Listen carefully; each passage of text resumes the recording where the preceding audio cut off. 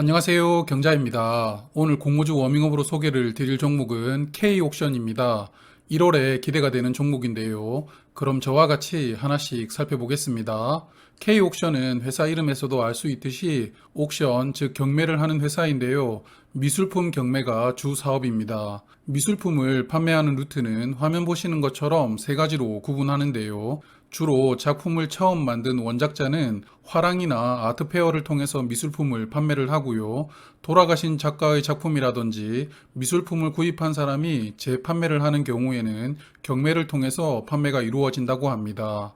국내 전체 미술품 시장에서 경매 회사의 비중은 꾸준히 높아지고 있는 추세인데요. 13년도는 비중이 약 23%였는데 19년도는 39%까지 높아졌습니다. 온라인 경매 등 컬렉터가 작품을 구입하기 위해 접근하기 쉬운 채널이 경매이다 보니 점점 비중이 높아지는 것으로 생각되었습니다. 국내 경매 시장에서 활동하는 기업은 평균 10개 회사 정도라고 이야기하는데요. 그중 오늘 소개드리는 K옥션과 경쟁사인 서울옥션이 시장을 과점하고 있습니다. 두 기업의 점유율은 약 90%이고요. 서울옥션과 K옥션은 서로 비슷한 점유율로 시장을 또 양분하고 있습니다.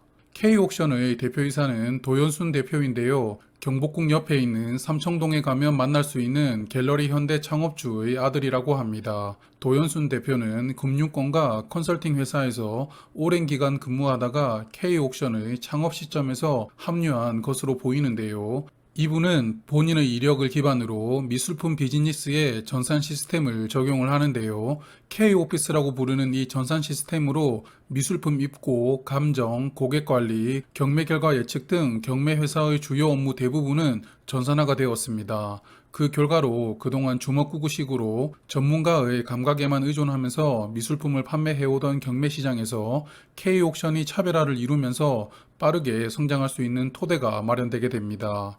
특히 경매회사가 가장 중요하게 생각하는 부분은 위작을 판별하고 작품의 가치를 감정하는 것이라고 하는데요. 이런 부분에서 K-오피스라는 시스템은 훌륭한 역할을 하는 것으로 보입니다. 모든 작품들을 데이터화 하다 보니 이렇게 쌓인 데이터를 기반으로 더욱 쉽고 정확하게 작품의 가치를 책정할 수 있는 것으로 생각됩니다. K옥션은 세 가지 경매를 루틴하게 엽니다. 먼저 매달 한 번씩 메이저 경매를 열고요. 오프라인 기반으로 경매가 이루어지지만 온라인으로도 참여가 가능합니다. 그리고 온라인에서는 두 가지 유형의 경매를 정기적으로 여는데요. 2주에 한 번씩 열리는 프리미엄, 그리고 매주 열리는 위클리 온라인 경매가 있습니다. 온라인 경매는 경매가 열리는 기간에 홈페이지에서 실시간으로 참여가 가능한데요. 제가 들어가 보니 현재 경매가 진행되고 있는 작품별로 응찰 횟수와 낙찰 가격이 실시간으로 보여지고 있었습니다. 이 세 가지 경매 중 매출 비중은 메이저 경매가 압도적인데요. 전년까지 매출 비중은 약 70%였는데 올해는 85%까지 매출 비중이 상승했습니다. 고가의 작품이 대부분 메이저 경매를 통해 출품이 되기 때문인데요. 올해는 그 비중이 조금 더 높아졌다고 생각됩니다. 그리고 미술품 경매는 작품을 위탁한 사람에게 수수료를 약 10% 받고요.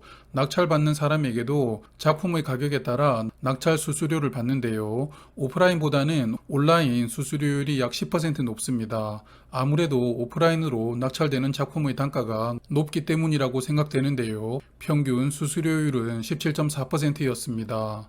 K옥션의 손익을 보면 20년에는 적자로 전환을 했지만 다시 올해는 흑자 전환했는데요. 특히 영업이익과 순이익이 크게 늘어났습니다. 올해는 순이익률이 36%까지 올라갔는데요. 이렇게 실적이 좋아진 배경은 두 가지가 있습니다. 먼저 미술품 경매 시장도 글로벌 경기에 민감하게 반응하고 있는데요. 20년도는 코로나19로 미술품 경매 시장이 크게 위축되었습니다. 그게 올해 들어서 빠르게 제자리를 찾아가는 흐름이 나오고 있고요. 또한 미술품을 직접 매입했다가 경매로 판매하는 것은 상품 매출로 인식을 하고 미술품을 위탁으로 판매하는 것은 수수료 수입으로 인식하면서 매출 유형이 크게 두 가지로 구분이 됩니다. 두 가지 유형의 매출을 보면 올해 들어 수수료 수입 매출이 전년 대비 크게 늘어났고 또한 매출 비중이 약 77%로 비중도 높아졌다는 것을 알 수 있는데요. 그리고 미술품을 매입했다가 판매를 하는 상품 매출의 원가율은 93%인데 미술품을 위탁으로만 판매하는 수수료 수입의 원가율은 13.4%로 상당히 낮습니다. 그러다 보니 수수료 수익의 비중이 커졌던 올해 이익도 많아지면서 이익률도 커졌다는 것을 알 수 있습니다. K옥션의 재무 상태를 보면 21년 3분기 기준으로 유동 비율은 192%, 부채 비율은 49%인데요. 전년 대비 크게 개선되면서 건전한 수준까지 재무 상태가 올라왔습니다. 그리고 K옥션은 이번 공모자금 중 100억 원으로는 신규 전시장 및 보관고를 증설할 계획이고요. 현재 전시장과 보관고를 하나씩 운영 중에 있는데요. 하나씩 더 늘리면서 회사의 외형 확장을 준비하는 모습입니다. 그리고 나머지 공모자금 중 100억 원으로는 미술품 매입에 사용할 계획이고요. 15억 원으로는 전산 시스템인 K오피스 업그레이드에 활용한다고 합니다. 미술품을 직접 매입하고 경매로 판매하는 것도 주요 매출이다 보니 K옥션은 매년 꾸준히 미술품을 매입하고 있는데요. 화면 보시면 점점 단가가 높은 미술품 중심으로 매입을 하면서 매입 수량을 감소해 나가고 있습니다.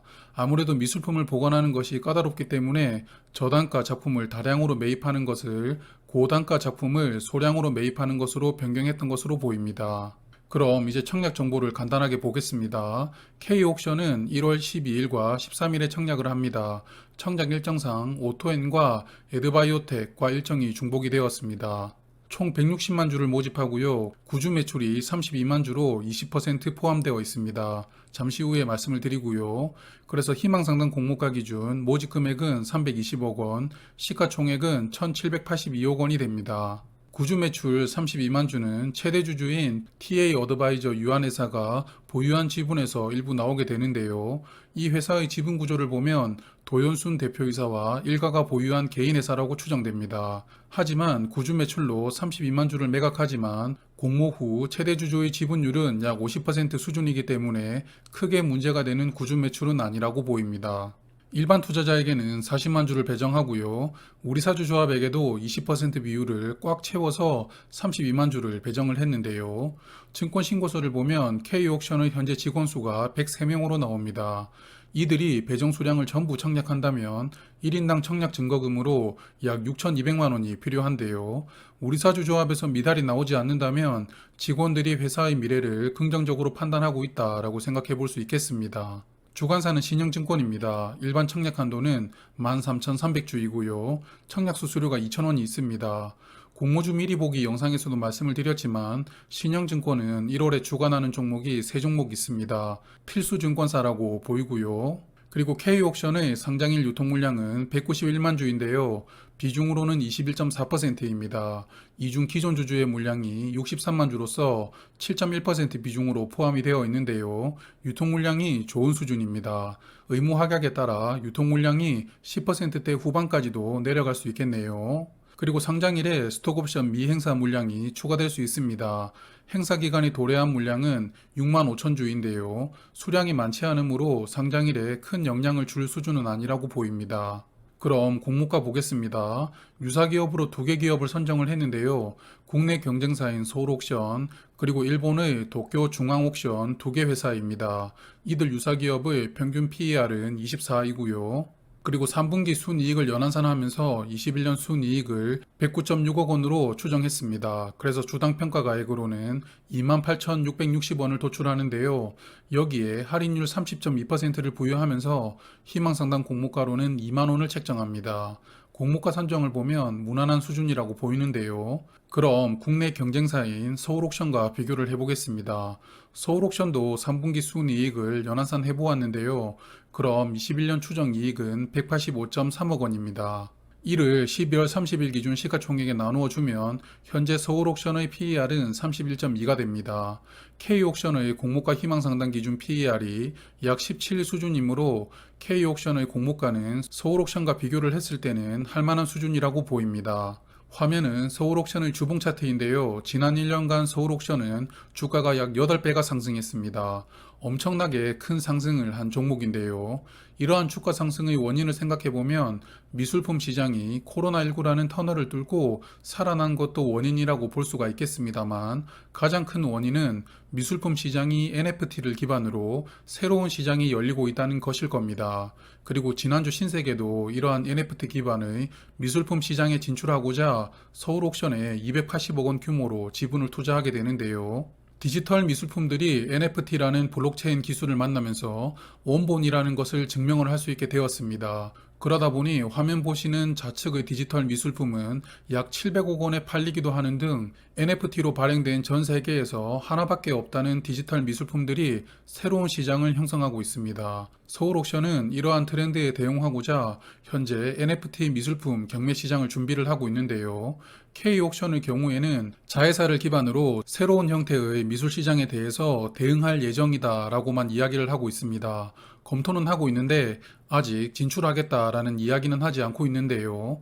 서울 옥션이 폭발적으로 주가가 상승할 수 있었던 배경인 NFT 미술품 시장에 K 옥션이 아직까지는 진출하지 않는다라고 이야기를 하고 있는 것은 이번 상장을 위해서 참고 있다라고 보는 시각이 많습니다. NFT 미술품 시장이 아직까지 법제화가 이루어지지 않는 신규 영역이기 때문인데요. 그래서 일단은 상장을 성공하고 나서 어떤 형태로든 진출하는 것을 선언할 것으로 보입니다. 그 시기가 중요할 것이라고 생각이 되는데요. 서울 옥션이 선점하고 나면 의미가 퇴색되니까요.